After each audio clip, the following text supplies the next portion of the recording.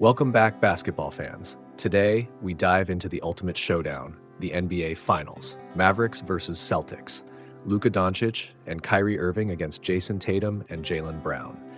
Both teams have battled through 3 intense rounds to get here, showcasing incredible skill, strategy, and heart. In this video, we'll review how each team made it through the playoffs, analyze their key tactics, revisit their regular season matchups, and predict the epic battles to come in this highly anticipated series. Let's get started. Before we start, just a quick heads up, this is a relatively long video. Feel free to use the timeline below to jump to specific sections you're interested in. Let's dive in. The Mavericks' journey through the Western Conference was significantly tougher than the Celtics' path. In the first round, they faced the Clippers, a series that saw Kawhi Leonard only playing 2 games. Initially, Ivica Zubac caused some trouble due to his physical presence, as Daniel Gafford struggled to defend him in the low post. Coupled with the offensive threats of James Harden and Paul George, the Clippers posed a considerable challenge. However, without Kawhi, Ty Lue couldn't establish a consistent starting lineup capable of generating sustained offense. In this series, James Harden averaged 21 points and Paul George averaged 19 points, which paled compared to Luka Dončić's 30 points and Kyrie Irving's 26 points per game. Defensively, the Clippers missed the wing defense of Kawhi Leonard, allowing Luka to exploit Ivica Zubac in the pick-and-roll easily. After Game 1, the Mavs adjusted their strategy to avoid low-post positions against Daniel, especially when Russell Westbrook or Terrence Mann were on the court, leading to poor spacing for the Clippers. Unlike Clippers without elite defenders to cover both Luka and Kyrie simultaneously, Mavs Derrick Jones Jr. and PJ Washington could focus their defensive efforts on James and George. This series lacked intensity, as evidenced by the fact that in 5 of the games, the biggest lead was over 20 points, and in 2 games, it exceeded 30 points. The Clippers' inability to contain the Mavs' dynamic duo and their own offensive inconsistencies sealed their fate. In the second round against the Thunder, the Mavericks faced another MVP candidate, Shai Gilgeous-Alexander, SGA. SGA lived up to his MVP status, averaging 32 points per game, regardless of who defended him or the strategy employed, be it one-on-one or double team. However, Jalen Williams and Chet Holmgren struggled, with Holmgren particularly underperforming from beyond the arc, shooting just 22.2%. This allowed the Mavs centers Daniel Gafford and Dereck Lively to drop back and protect the rim, leaving Holmgren open on the 3-point line. With Josh Giddey on the court, the Mavericks often matched their center against him, allowing other defenders to stay close to Holmgren. Holmgren found himself in an awkward position as he couldn't effectively dribble from the 3-point line, and his low-post skills were not fully developed. This defensive strategy put Holmgren at a disadvantage and limited his impact. Despite this, the series was closely contested, even seeing SGA foul PJ Washington on a 3-point attempt to end Game 6. The Mavericks' main issue was their inability to effectively finish pick-and-roll plays against the Thunder's forwards and guards. Although the Thunder's weakness was their lack of size, the Mavericks only managed to shoot 53.2% in the paint, averaging 43 points. To put this in perspective, against the Timberwolves, who boast a formidable frontcourt with Karl-Anthony Towns, Rudy Gobert, and Naz Reid, the Mavericks shot 63.1% in the paint. We'll delve into more details about this in the next section.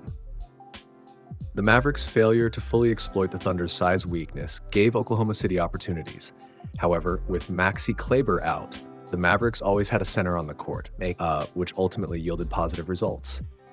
Western Conference Finals mirrored the East in many ways. After the Mavericks took a commanding 3-0 lead, the Wolves' chances of a comeback were slim.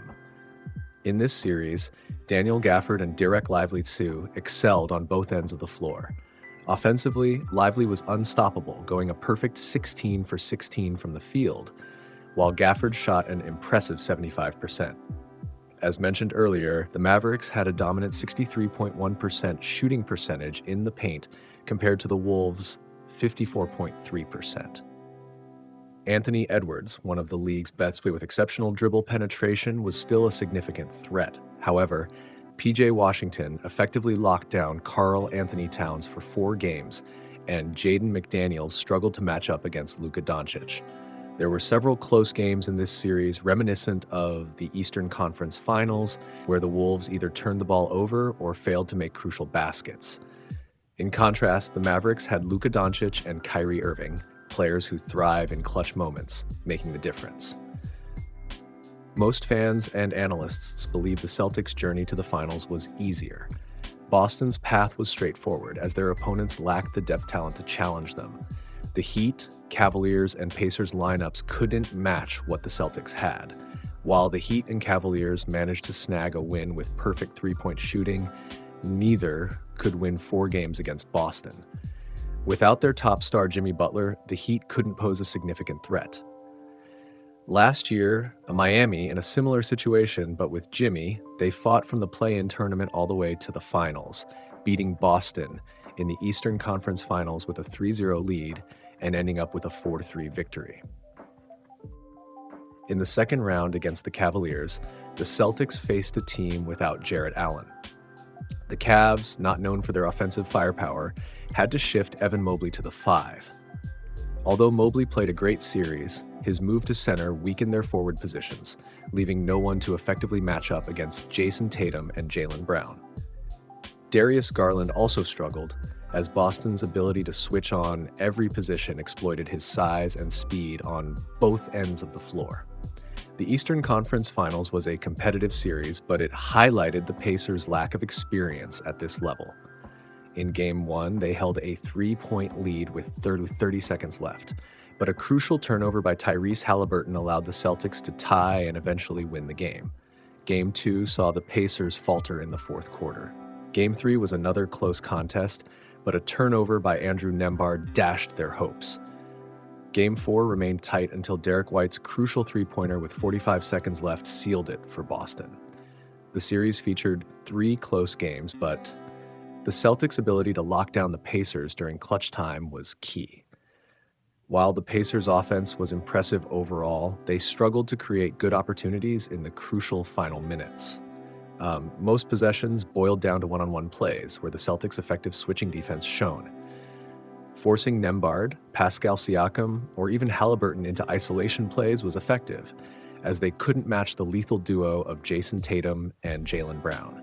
Double-teaming Tatum or Brown usually left other players wide open, and with guards like Jrue Holiday capable of drawing fouls and making plays, the Celtics had a luxury the Pacers simply couldn't match. During the regular season, there was one notable game between the Mavericks and the Celtics on March 2nd, which featured the Mavericks' new additions, PJ Washington and Daniel Gafford. While the final score suggested a blowout, the game was competitive up until the fourth quarter, starting with a 10-point difference. Let's take a brief look at the first 3 quarters.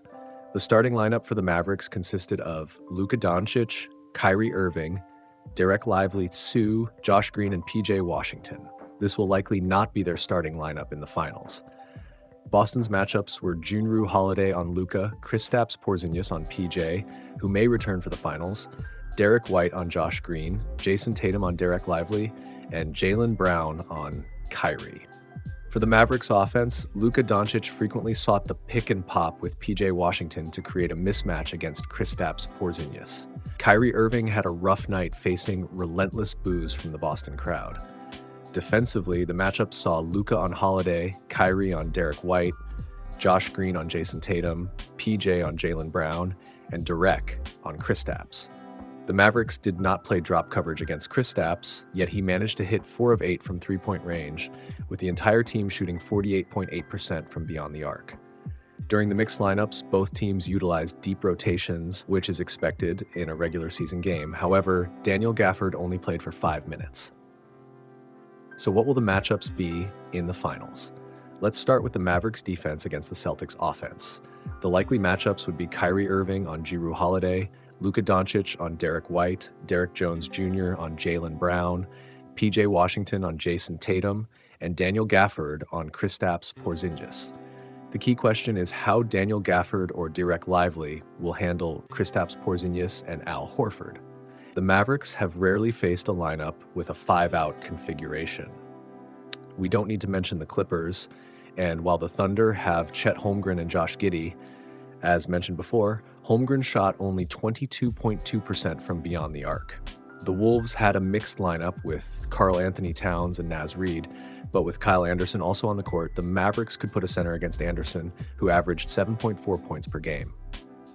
However, facing Boston, even their mixed lineup featuring Sam Hauser, Peyton Pritchard, and Al Horford has the ability to shoot from beyond the arc.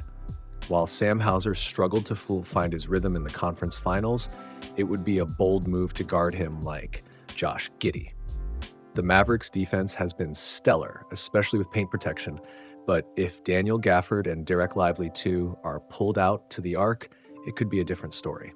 Luka Dončić and Kyrie Irving are no longer defensive liabilities. They are putting in the effort on this end.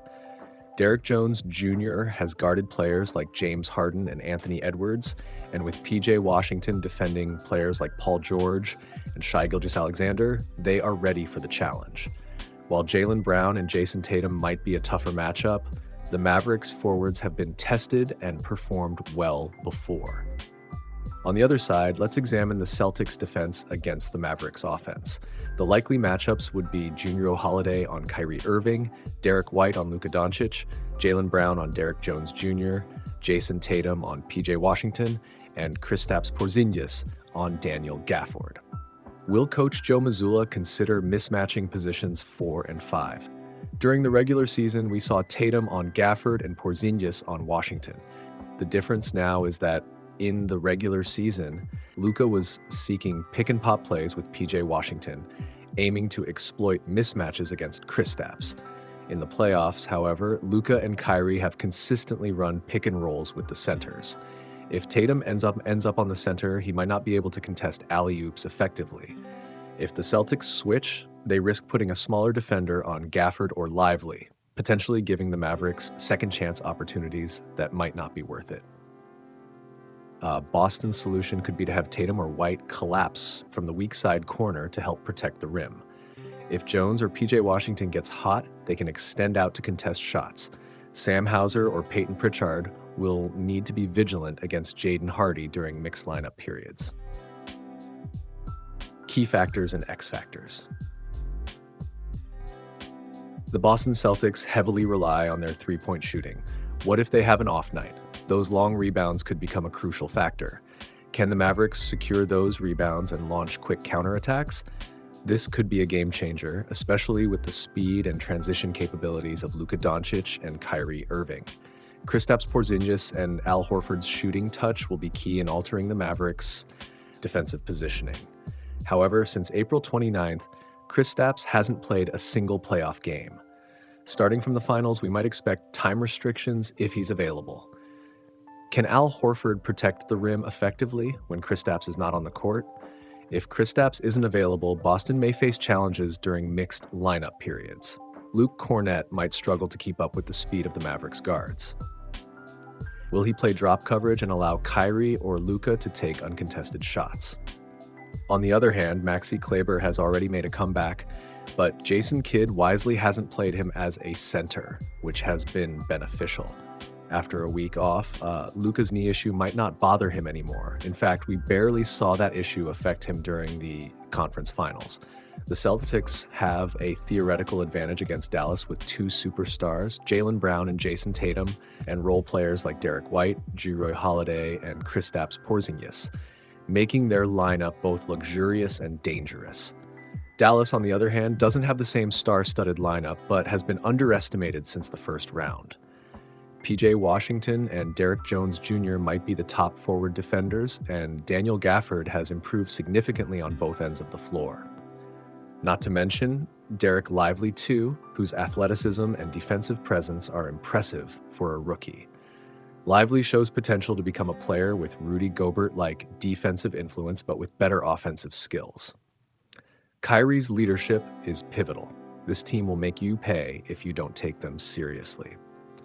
During the East Conference Finals, even though the Celtics swept the Pacers, they trailed by 5 or more points with 5 minutes left in 3 games. If players like Tyrese Halliburton, Andrew Nembhard, and Pascal Siakam could trouble them, what about Kyrie and Luka? The Mavericks' clutch moments are on another level. The Mavericks have demonstrated their defensive prowess, especially in the paint, and they must continue to leverage this strength. Joe Mazzulla of the Celtics has rarely been tested due to their opponents. However, Jason Kidd showed his strategic superiority over Chris Finch in the conference finals, which could be a decisive factor. As we anticipate an exciting NBA Finals, the key will be whether the Celtics' theoretical advantages can overcome the Mavericks' proven resilience and strategic play. The stage is set for a thrilling series, with both teams bringing unique strengths and challenges to the court. The NBA Finals are fast approaching, and both Dallas and Boston are on the brink of a historic victory. Dallas last won the championship in 2011, while Boston's last title was in 2008. A win for either team will be monumental for their city and fans. This series also presents a golden opportunity for Luka Dončić and Jayson Tatum to solidify their legacies and start collecting personal honors. As we gear up for this exciting showdown, who do you think will take home the trophy? Will it be Dallas with their resilient defense and the brilliance of Luka and Kyrie, or Boston with their dynamic duo of Jayson and Jaylen? Let us know your predictions in the comments below. Don't forget to hit the like button if you enjoyed this preview and share it with other basketball fans. Your support helps us bring you more in-depth analysis and insights. Make sure to subscribe and turn on notifications so you don't miss our upcoming videos. Thanks for watching, and let's enjoy the finals.